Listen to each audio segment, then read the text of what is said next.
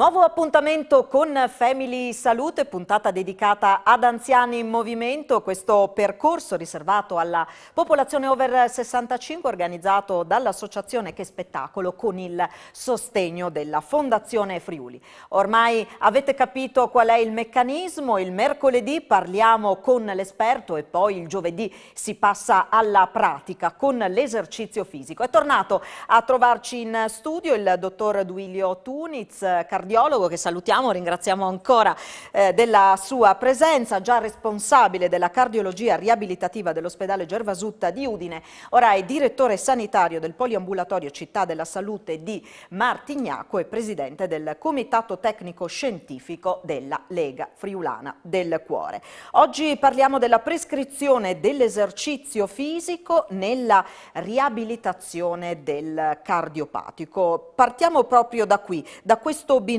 esercizio fisico e riabilitazione del cardiopatico. Che cosa unisce queste due cose? Certo, l'esercizio fisico è uno degli interventi principali della riabilitazione del cardiopatico. La riabilitazione del cardiopatico già alla fine degli anni 60 è stata definita dalla OMS, l'Organizzazione Mondiale della Sanità, come l'insieme degli interventi che mirano in un paziente cardiopatico a far raggiungere le migliori condizioni fisiche e psicologiche possibili per un rientro sicuro in ambito familiare, in ambito sociale e anche lavorativo. Ecco, l'esercizio fisico è uno di questi interventi. Gli altri sono ovviamente la valutazione cardiologica, i vari test strumentali, l'eco, la prova da sforzo, e il supporto psicologico che spesso è indispensabile in questi pazienti, il counseling, cioè i consigli da dare. Il paziente arriva spesso con decine di domande da cui aspetta diciamo, una risposta. E anche altre attività quali diciamo, l'inserimento o aiutare l'inserimento in varie attività lavorative, ecco, che è un altro aspetto molto, molto importante. L'esercizio fisico è stato forse il primo, ecco, che ha caratterizzato la riabilitazione. Teniamo conto che fino agli anni 70 la durata media di un ricovero per un infarto miocardico era di 3-4 settimane, il che voleva dire che il paziente stava a letto per almeno 2 settimane, era costretto a letto. Poi la mobilizzazione, non prima delle 2 settimane, era concesso ma dal letto alla poltrona. Quindi puoi immaginare tutta una serie di problematiche legate all'allettamento, quindi problemi muscolari, tendinei, trombosi venose, eccetera. La ripresa precoce dell'attività fisica è stato uno degli elementi che ha aiutato il paziente a uscire da questa situazione di impasse. E lì è nata un po' la riabilitazione. Prove da sforzo precoci, dimissione più precoce. Attualmente un paziente che arriva con un attacco di cuore, un infarto acuto in atto, se rivascolarizzato con l'angioplastica, i tempi di degenza sono 3-4 giorni.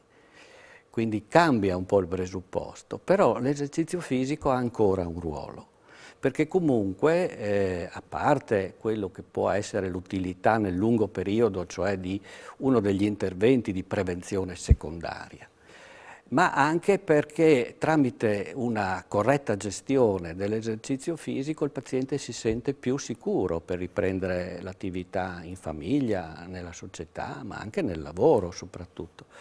Ecco, da dire che questa attività, si parlava di fine anni 70, a Udine nel 74 è nato il primo centro di riabilitazione cardiologica ambulatoriale in Italia. È stata un'intuizione dell'allora primario dottor Maisano e quella volta era veramente una attività pionieristica. Esistevano solo 2 centri in Italia, ma si occupavano di degenza, di pazienti operati di valvole soprattutto. Quindi abbiamo aperto così una strada. E abbiamo in questa maniera anche raccontato quali insomma, sono i vantaggi di questo tipo di riabilitazione. Riabilitazione che è bene cominci quanto tempo dopo l'evento in questione? Certo, dipende molto dal percorso di malattia del paziente. Dicevamo c'è una tipologia che in 3-4 giorni ritorna a casa come nuovo, che però ha una malattia a cui abbiamo posto rimedio in modo così idraulico, però la malattia può progredire, può ripresentarsi con riacutizzazioni, quindi dobbiamo puntare molto su questa strategia. Diciamo che in generale più presto inizia e meglio è, anche perché l'intervento globale della riabilitazione non è solo esercizio fisico, vuole anche prendersi carico della salute, della gestione delle problematiche di salute, della terapia e così via.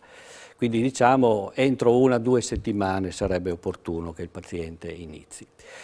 La tipologia di esercizio poi varia molto perché evidentemente esiste una categoria di pazienti che per limitazioni già preesistenti, per altre patologie, pensiamo a chi ha avuto problemi di paresi o anche parziali, eccetera, quindi necessita di molta attenzione e devo dire che nella nostra cardiologia del Gervasuta abbiamo avuto un ottimo rapporto di collaborazione con i fisioterapisti.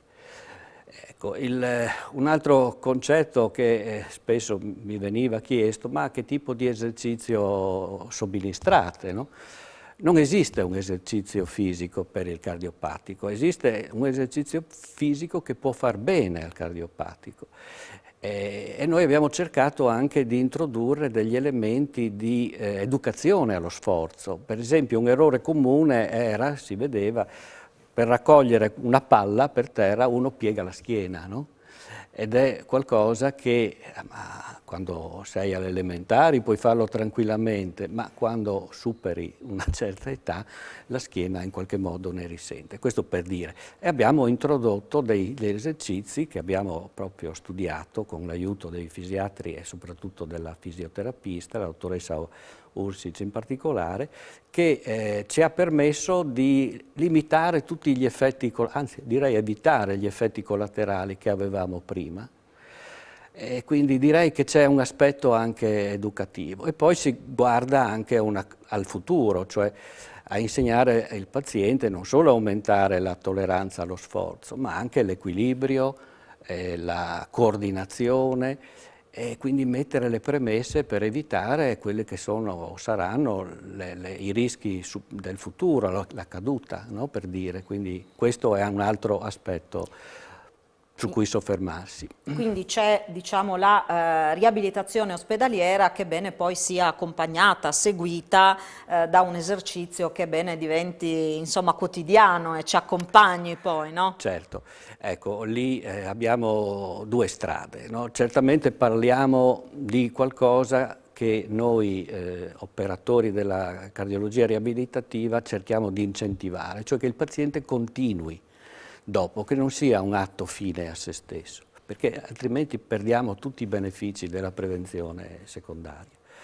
Ma questo non è così semplice, perché noi ci siamo trovati in una situazione molto difficile, perché quando si consigliava al paziente di proseguire, se uno proseguiva da solo, autogestito, in base a quello che aveva acquisito al Gervasuta, le cose non presentavano problemi, ma appena uno chiedeva, dice ma io potrei andare in palestra, no? Perché d'estate quando è troppo caldo, oppure d'inverno quando fa troppo freddo. E lì le porte erano chiuse, perché per motivi assicurativi le palestre chiedevano un certificato di buona salute, ma il medico come poteva farlo, no? Hai avuto un infarto, hai avuto il bypass.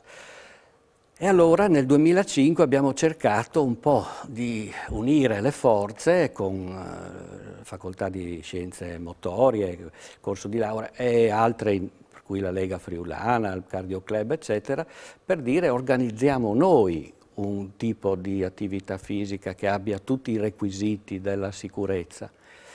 E abbiamo trovato una palestra qui a Udine, anche il proprietario, anche lui diciamo molto pioniere, che ci ha permesso di iniziare questa attività nel 2005 e prosegue ancora. Poi quando abbiamo visto che i maschietti andavano volentieri in palestra, ma le donne erano un po' più restie, e abbiamo chiesto cosa gli sarebbe piaciuto e allora è venuto fuori che l'attività più gradita era il ballo.